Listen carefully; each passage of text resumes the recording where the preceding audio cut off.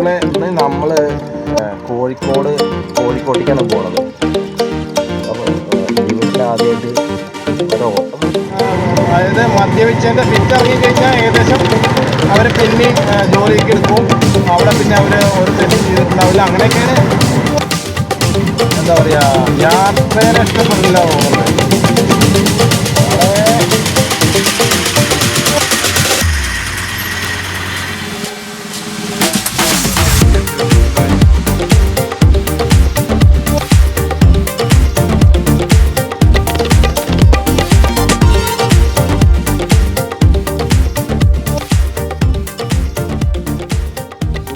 ഇന്ന് നമ്മൾ കോഴിക്കോട്ടേക്കാണ് പോണത്. അപ്പോൾ ജീവിതത്തിൽ ആദ്യമായിട്ട് ഒരോട്ടം വിളിച്ചു കേട്ടോ. കോഴിക്കോട്ടേക്ക് പോകാമെന്നാണ് ഇപ്പോൾ ഓട്ടം വിളിച്ച ആൾ പറഞ്ഞത്. ഇപ്പോൾ ഏകദേശം മണ്ണാർക്കാട്ടിൽ നിന്ന് 110 കിലോമീറ്റർ 105 കിലോമീറ്റർ കൂട്ടാം. അപ്പോൾ എന്താണ്, പണ്ട് ഞാൻ ഒരു കഥ എഴുതിയിട്ടുണ്ടായിരുന്നു. ഗുരുവായൂർക്ക് ഓട്ടം വിളിച്ചിട്ട് അവസാനം മണ്ണാർക്കാട് ബസ് സ്റ്റാൻഡിൽ കൊണ്ടുപോയി വിട്ട കഥ.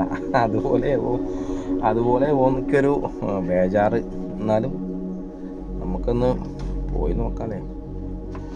കോഴിക്കോട് ഞാൻ കണ്ടിട്ട് കുറേ കാലമായി, ഏകദേശം ഒരു 10-15 വർഷമായിട്ടുണ്ടാവും. വീഡിയോയിലൊക്കെ കാണുന്ന മാതിരിയുള്ള കോഴിക്കോട് തന്നെയാണോ, അത് നമ്മൾ ചെല്ലുമ്പോൾ കോഴിക്കോടിന് വ്യത്യാസം വരുമോ? പക്ഷെ ഞാൻ വേറെന്ന് പറഞ്ഞിട്ടെ, കോഴിക്കോട്ടുകാർ ഭയങ്കര സ്നേഹമുള്ള ആൾക്കാരാണ്. നമ്മുടെ കേരളത്തിൽ ഏറ്റവും കൂടുതൽ മനുഷ്യന്മാരെ സ്നേഹിക്കുന്ന സ്ഥലം കോഴിക്കോട് ജില്ലയിലെ ആളുകളാണെന്ന് പറഞ്ഞു. ഞാനങ്ങനെ കേട്ടിരുന്നത് കേട്ടോ. പിന്നെ ആൾക്കാർക്ക് പല അഭിപ്രായങ്ങളുണ്ടാവും. അപ്പോൾ നമ്മൾ കോഴിക്കോട്ടേക്ക് പോവാണ്. അപ്പോൾ എന്തായാലും കാണണം കേട്ടോ. പകുതി വെച്ചിട്ട് പോന്നു കഴിഞ്ഞാൽ പോന്ന് പറയാൻ നിൽക്കുക. ഞാൻ പോട്ടോ.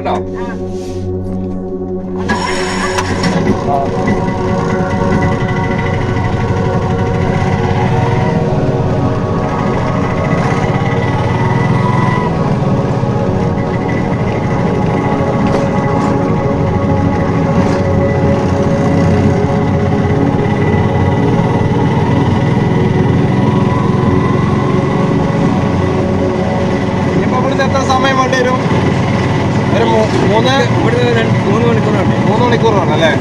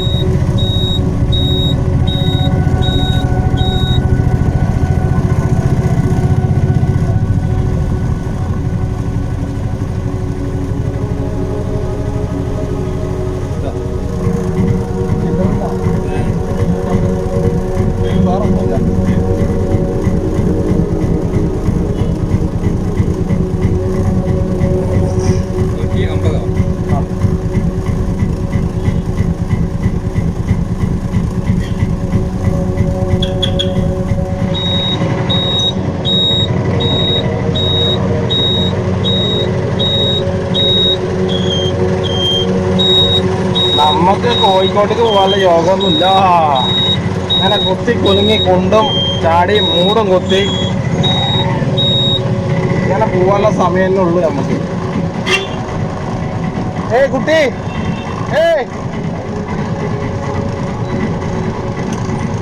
എവിടേക്കാ? ശാപത്തിന് കണ്ണു കാണുക.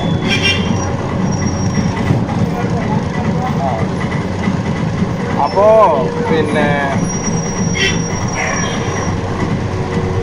നമുക്ക് യോഗല്ല അമ്മണി പായ മടക്കിക്കോ. 2 കിലോ ചിക്കൻ വാങ്ങിയിട്ട് വീട്ടിൽ പോയാലും നല്ലയിക്കാം. അപ്പൊ സുഹൃത്തുക്കളെ,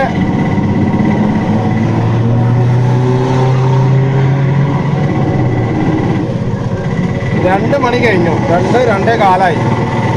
നമ്മുടെ മണ്ണാർക്കാട് ഒരീച്ച പോലുമില്ല. എന്താലേ ഈ ആൾക്കാരൊക്കെ എവിടെ പോയി എന്നറിയാത്തത്. എന്നാൽ ഇതിനേക്കാൾ നല്ലത് നമ്മുടെ കുന്തിപ്പുഴയിൽ പോയിരിക്കാൻ നല്ലത്. കുറച്ച് തണുത്ത കാറ്റും തണുത്ത വെള്ളം കൂടി കിട്ടും. എന്താലേ നമ്മുടെ ഓരോ അവസ്ഥകളായിരിച്ചു നോക്കാം. ഞാൻ കോഴിക്കോട് പറഞ്ഞപ്പോൾ ഭയങ്കര ആകാംക്ഷയായിരുന്നു. കോഴിക്കോട് നിന്ന് എത്തൂല നമ്മള്. കോഴിക്കോടൊക്കെ പോകാൻ സമയമായിട്ടില്ല എന്നതിൻ്റെ അർത്ഥം. കോഴിക്കോട് നിന്ന് കയറ്റിയിട്ടാണ് പോയത്. കോഴിക്കോടേക്ക് എന്തായാലും പോവില്ല, അത് നിങ്ങൾക്ക് അറിയണ കാര്യം തന്നെയല്ലേ. പിന്നെ സുഹൃത്തുക്കളെ, ഞാനിവിടെ കൈതച്ചിറയിലാണുള്ളത്, കൈതച്ചിറ. അപ്പോൾ ഇവിടെ ഈ ഇടതുവശത്ത് കാണുന്ന പറമ്പ് നല്ല തീ പിടിച്ചിട്ടേ അവിടെ ഫയർഫോഴ്സ് വന്നിട്ടുണ്ട്. പാവങ്ങള് ഞായറാഴ്ചയും കൂടി ഒരിക്കലും ലീവില്ല. അപ്പോൾ ആരോ കൊടുത്തു കാണുന്നതാണ് എല്ലാവരും പറഞ്ഞത്. ശരിക്കുള്ളത് എന്താണെന്ന് അറിയില്ല. ഒരു കാര്യത്തിൽ നല്ലത് തന്നെയാണ്, കാരണം വേനൽ ഇനി വന്നുകൊണ്ടേ ഇരിക്കുകയാണ്. അപ്പോൾ കാട് പിടിച്ച് ഉണങ്ങി കരിഞ്ഞ് കിടക്കുന്ന സ്ഥലങ്ങളൊക്കെ അധികം. അപ്പോൾ തീ കൊടുക്കും, പക്ഷേ തീയിട്ട ആൾക്കാർ ശരിക്കും നിയന്ത്രിക്കേണ്ടതാണ്. അപ്പോൾ പൊട്ടന്മാരായി പോയി അവരിഞ്ഞ് വല്ലതും പറ്റിയാലോ പിടിച്ചാലോ വെച്ചിട്ടേ. അപ്പോൾ അങ്ങനെ ഒരു സംഭവമുണ്ട്. പിന്നെ നമ്മുടെ കുന്തിപ്പുഴയുടെ തീരത്ത് കൂടെയാണ് ഞാൻ പോയിക്കൊണ്ടിരിക്കുന്നത്. അപ്പോൾ ഇവിടെയൊക്കെ ആൾക്കാർ വൈകുന്നേരത്താണ് കേട്ടോ കൂടുക. അവിടെ ഇങ്ങനെ കുളിക്കാൻ വേണ്ടിയിട്ടുള്ള സെറ്റപ്പിലാണ് എല്ലാവരും. ഒരുപാട് ആൾക്കാരുണ്ട് കേട്ടോ. ചെറിയ കുറച്ച് ആൾക്കാരൊന്നുമല്ല, ഒരുപാട് ആൾക്കാർ വന്നിട്ടുണ്ട്. ഇനി കുറച്ചും കൂടി കഴിഞ്ഞാൽ ഇങ്ങനെ തിരക്ക് കൂടിക്കൊണ്ടേയിരിക്കും. പക്ഷേ വേറൊരു കാര്യം പറയട്ടെ, ഇവിടെയൊക്കെ നമ്മുടെ മുനിസിപ്പാലിറ്റി അധികാരികളെ ഇവിടുത്തെ ഈ കാടും പുല്ലൊക്കെ ഒന്ന് വെട്ടിയിട്ട് നമ്മുടെ നഗരം ആസ്വദിക്കാൻ വരുമ്പോൾ അതിനുള്ള സൗകര്യം അവർ ചെയ്തു കൊടുക്കണ്ടേ? നമ്മുടെ നഗരത്തിലെ കാഴ്ചകൾ മറ്റുള്ളവർ കാണാൻ വരുമ്പോൾ ഇനിയിപ്പോൾ അടുത്ത പ്രദേശത്തെ ആളുകൾ തന്നെ ആയാലും നമുക്കത് വലിയൊരു മഹത്വം തന്നെയാണ്. അത് ഇവിടുത്തെ മുനിസിപ്പാലിറ്റിയുടെ അധികാരികൾ ഈ സൈഡിലൊക്കെ നിൽക്കണില്ലേ, അതിൻ്റെ കാടൊക്കെ ഒന്ന് വെട്ടി ഇനിയിപ്പോൾ ചെറിയൊരു വഴിയൊക്കെ ഒരുക്കി കൊടുക്കുകയാണെങ്കിൽ ഒരുപാട് ആളുകൾ നമ്മുടെ മണ്ണാർക്കാട്ടിലെ ചെറിയ സൗന്ദര്യത്തിനാണ് കൂടുതൽ ഭംഗി കേട്ടോ, അല്ല വലിയ സൗന്ദര്യത്തിനല്ല. അതെല്ലാവർക്കും അറിയണ കാര്യമാകുമോ? അത് അറിയില്ല, അതന്നെ സംഭവം. അപ്പോൾ പിന്നെ നമ്മൾ എന്തൊക്കെ ചെയ്യാതിരുന്നോ അപ്പോൾ നമ്മുടെ തന്നെ ആൾക്കാർ വിട്ടുവിട്ട് പോവല്ലേ ചെയ്യാം, പ്രത്യേകിച്ച് നഗരവൽക്കരണത്തിൻ്റെ കാര്യങ്ങളിൽ. അപ്പോൾ പിന്നെ ഇതവിടെ വലതുവശത്ത് കാണുന്നുണ്ട്, അവിടെ ഉണ്ണിയേട്ടൻ്റെ തട്ടുകടയാണ്. അവിടുന്ന് ചായയും ഉള്ളിവടയും കുടിച്ചിട്ടാണ് പോണത്. അപ്പോൾ രണ്ട് സൈഡിലും നല്ല അടിപൊളി പാടം കടുങ്ങളും ഒക്കെ ഉള്ള സ്ഥലമാണ്. അപ്പോൾ ഇത് എവിടെയെന്ന് സ്ഥലം അറിയില്ല, ഞങ്ങൾക്ക് അരകുറിശിയാണ്. ഞാൻ ഇന്നലെ വീഡിയോ എടുത്തില്ലേ, അവിടുന്ന് ഏകദേശം ഒരു 1.5 കിലോമീറ്റർ മാറിയിട്ടോ.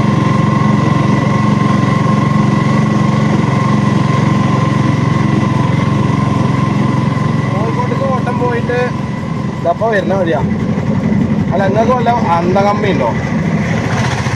കോഴിക്കോട്ടേക്കൊക്കെ ഓട്ടം പോയാൽ ഞാൻ ഏകദേശം ഒരു 10-11 മണിയാവും. അത് നേരെ മണ്ണാർക്കാട് ബസ് സ്റ്റാൻഡിലേക്കാണ് പോയത്. ഞാൻ ചെറിയൊരു പ്രതീക്ഷ ഉണ്ടായിരുന്നു എനിക്ക്, പക്ഷേ അത് നമുക്ക് എന്താ പറയാൻ കിട്ടില്ല, അതിന് സമയമായിട്ടില്ല. എൻ്റെ സമയം കുറച്ചും കൂടി കഴിഞ്ഞാലേ ഉണ്ടാവുള്ളൂ. ശരിയാവൂലേ? അപ്പോൾ അങ്ങനെ നമ്മൾ ബൈപ്പാസിലെത്തിട്ടോ. നിങ്ങൾക്ക് ഇവിടുന്ന് ഇടത്തോട്ട് നേരെ പാലക്കാട് പോവാം, നേരെ പെരിന്തൽമണ്ണ കോഴിക്കോട് പോവാം. ബൈപ്പാസാണ് കേട്ടോ. നഗരത്തിൽ ആൾക്കാരില്ല. രാവിലെ വന്നപ്പോഴും തീരല്ല, വൈകുന്നേരം വന്നാലും കുറച്ച് ബ്ലോക്ക് ഉണ്ടാവും എത്തി. നോക്കുമ്പോൾ വൈകുന്നേരത്തെ ഇത്രയും ബ്ലോക്കില്ല, സിമ്പിളായിട്ട് പോവാം. ഈ ഞായറാഴ്ച എന്ന് കേൾക്കുമ്പോഴേ ആൾക്കാർക്ക് ആകെ ഇങ്ങോട്ട് വെപ്രാളാണ്, എവിടേക്കാണ് പോകേണ്ടത്, എങ്ങടാ പോകേണ്ടത്. പിന്നെ അവർ എങ്ങോട്ടും പോവില്ല, അവർ വീട്ടിൽ തന്നെ ഉണ്ടാവില്ല, വല്ല പാടത്തും പറമ്പത്തും ഉണ്ടാവും. പിന്നെ കൂടുതലും പേരും ഇപ്പോൾ പിന്നെ എന്താ പറയുക, യാത്രേനെ ഇഷ്ടപ്പെടില്ല തോന്നുന്നുണ്ട്. നാളെ റോഡ് നോക്കി കിടന്നോ. അപ്പോൾ ഇത് നമ്മുടെ സിസ്റ്റം ശരിയല്ല, നമ്മുടെ സിസ്റ്റത്തിൽ എന്തോ താരാറ് പറ്റിക്കൊണ്ടേയിരിക്കണം. സുഹൃത്തുക്കളെ, കുറച്ച് മുന്നേ ഒരു വാർത്ത കേട്ടു. ഒരു വയോധികയെ 2 പോലീസുകാർ വീടിനുള്ളിൽ പൂട്ടിയിട്ടിട്ട്,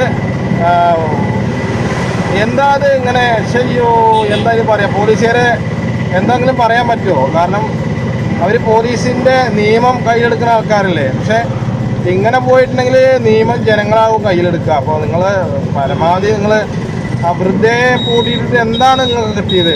കുറേ ചില്ലറ പൈസയും 450 ഉറുപ്പ്യ പോലീസുകാർ എടുത്തു എന്നാണ് പറയുന്നത്. എന്താണ് ഈശ്വര ഇതൊക്കെ അറിയാന്ന് ചോദിക്കും. ഒരു മാനുഷികമായ ഒരു പരിഗണനയും കൂടി ഇല്ലാതായി കഴിഞ്ഞു. ഒന്നാമത് ജനങ്ങളതിൽ ഒരു ഉറുപ്പില്ലാതെ നടക്കുകയാണ്. പിന്നെ ഈ പോലീസുകാരൻ്റെ നിയമം നമ്മുടെ സ്വത്തിനും ജീവനും സംരക്ഷണം തരേണ്ട പോലീസുകാരൊക്കെ എങ്ങനെ ഒരു വയോധികയെ പൂട്ടിയിട്ടു എന്നൊക്കെ പറയുമ്പോൾ, പിന്നെ അവർ മദ്യപിച്ചിരുന്നു എന്ന് പറയണത്. പിന്നെ ഇപ്പോൾ മദ്യപിച്ച് കഴിഞ്ഞ ഒരാൾക്ക് എന്തും ചെയ്യാം, എന്ത് ആഭാസങ്ങളും ചെയ്യാം. അതിപ്പോൾ എനിക്കും ചെയ്യാം. പക്ഷെ അതൊക്കെ ഭയങ്കര ക്രൂരതയാണത്. പിന്നെ അവരെ പോലീസുകാർ അറസ്റ്റ് ചെയ്തു എന്നാണ് പറയണത്. പക്ഷേ ഇനിയിപ്പോൾ അവർ അതായത് മദ്യപിച്ചതിൻ്റെ ഫിറ്റ് ഇറങ്ങിക്കഴിഞ്ഞാൽ ഏകദേശം അവർ പിന്നെയും ജോലിക്ക് എടുക്കും. അവിടെ പിന്നെ അവർ ഒരു തെറ്റും ചെയ്തിട്ടുണ്ടാവില്ല. അങ്ങനെയൊക്കെയാണ്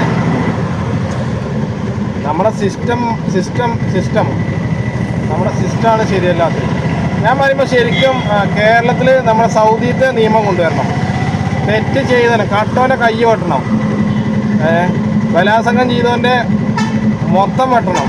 അങ്ങനെയൊക്കെ ചെയ്യണം ശരിക്ക്. അപ്പോഴാണ്